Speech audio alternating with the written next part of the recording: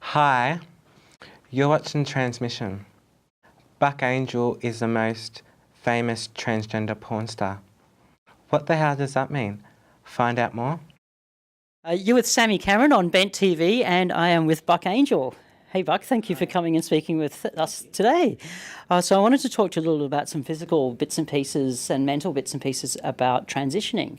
The first thing I wanted to talk to you about was testosterone. What does that do to your body? When you take testosterone, what does it do to you? Well, I mean, for myself specifically, it started to actually change physically my body, and I work out in the gym, so I was able to sort of put muscle mass on, and it actually made, I used to be 110 pounds, and now I'm 150 pounds, so it did put a lot of mass on my body. Hair growth started to happen. Hair loss by the looks of it. Hair loss, most definitely, thank God. I'm actually love being bald. I love my long hair, it's great. You and I are different like that. It's actually changed the structure of my face. My nose grew differently. I mean, my voice changed. All these different kinds of things that happened to me. Mentally, I changed as well. Okay, I'll get back to that. But over what period of time did the physical changes happen? They started happening pretty quickly. I would say within the first 2 or 3 months. I mean, I could start to feel. I sort of morphed. It was weird. There was a stage there within the first year where I was looking kind of weird because it was like your body's like morphing. It's very bizarre what happened. At what age were you when you started taking testosterone? I was 28 years old. Okay, so your body had kind of like gone through all the development, and now it was having to do something different. Tell me about what it did to your mind. How did it change your mind? Well, I actually became a much calmer person. People think that testosterone makes you angry, and no. I used to be angry way before I took testosterone. And I took testosterone, it sort of leveled me out, and I started having clarity in the way that I thought about things and the way that I approached things. And my mind just felt at ease, if that makes sense. Like I just felt like I could communicate with the world, where before I was always like, rah, there's something wrong with me. Did you think that before you took testosterone that because your hormone levels were changing on a regular basis and now they were settled? Well, no, I think that because I wasn't supposed to have estrogen in my body, and I only had estrogen in my body, and I felt like a man, so I was fighting that. So I think the testosterone was something that my body needed, so when it came in, it just sort of like calmed me down. It really was something that still to this day when I inject testosterone, but when the testosterone sort of when I inject it and it starts to level out like that, I feel different. Really? I feel totally different. Yes. So after you've had your hits, Yes. that's the best time. It's the best time for sure. And you take how often do you take? Well, now I inject myself between every 7 to 10 days. Yeah. I want to talk to you about top surgery. How long ago did you do that?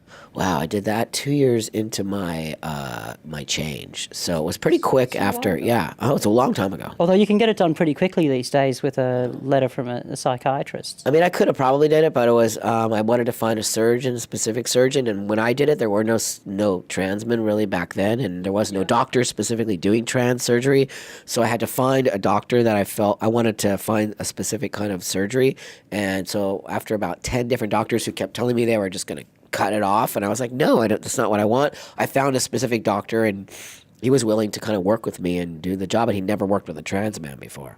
So, yeah. So you had a custom. Well, yeah, and I had to save a lot of money, because nobody paid for it. I had to pay for it on my own. So I worked 2 jobs, and I saved for 2 years, and then I got my surgery. And how long did it take to sort of physically recover from that? It was actually a long time because I was sober I'm still sober, but had gotten sober. So the drugs that they give you and all that, and then the pain, it took about, I'd say 6 months for me to fully recover from that. And what was the effect on your head? Well, my whole life changed. After that, I was just like, whoa, because I wanted to take my shirt off and I could start doing those kind of things. I mean, just the simple thing of taking your shirt off. Walking around in public without your shirt off. Cisgender men take for granted, but, it was something that I always wanted to do. And so, yeah, that was like huge for me to be able to just... Cause that's why now all you see is pictures of me topless. Because I love taking my shirt off. Tell me about some health and nutrition tips. So you look after yourself. You go to the gym regularly, even when you're traveling? Even when I'm traveling. Yeah, so, and food, do you have like a special... Yeah, I stopped eating meat and I stopped eating chicken and I don't eat any gluten. and I eat a huge amount of vegetables and protein and a lot of fish and a lot of eggs, and I don't eat really any junk food at all. I don't drink any soda pop. I guess my vice is coffee. I don't eat any alcohol. I have a very, very clean, healthy diet, and I think that has really helped me a lot. I want to talk quickly about dating. So, Why, you want to date? I can't. I have a girlfriend. well, I don't know. I mean, you're a lovely guy, and I'd love to give you a hug, but I'm into chicks. I'm Yeah, sorry. well, okay, well, I I'm have a a bit girlfriend, sexist so. like that. You get a girlfriend. I didn't want to go out on a date with you, but when you're going out, if you are going out on a date,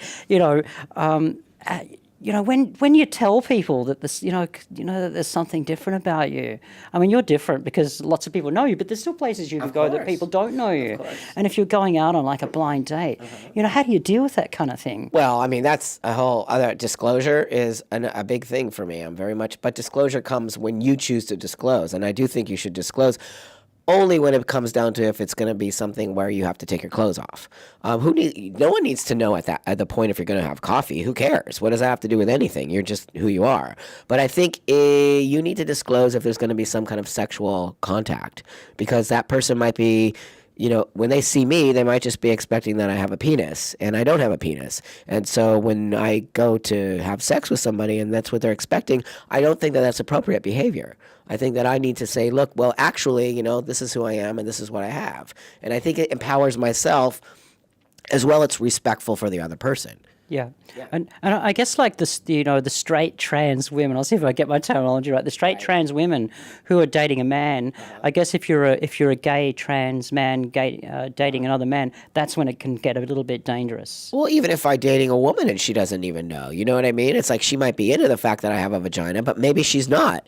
Maybe she really wants me to have a penis. Yeah. And so when I don't have the penis, how would you really? How would you feel about that? Would you feel okay if all of a sudden you were going home with somebody and then you wanted a penis and they didn't have it? You're probably asking the wrong chick. Well, I mean, you know what I mean. It's not okay to do that. It's not okay. Many people don't like me saying that, but it's my opinion. I do believe in disclosure. Yeah, so it's got to be disclosure, but at the right time. You don't have to tell At the everybody. right time. I'm not saying we're going to have coffee. Oh, but by the way, I have a vagina. Before we have a cup of coffee, I just want you to know I have a vagina. Are you okay with that?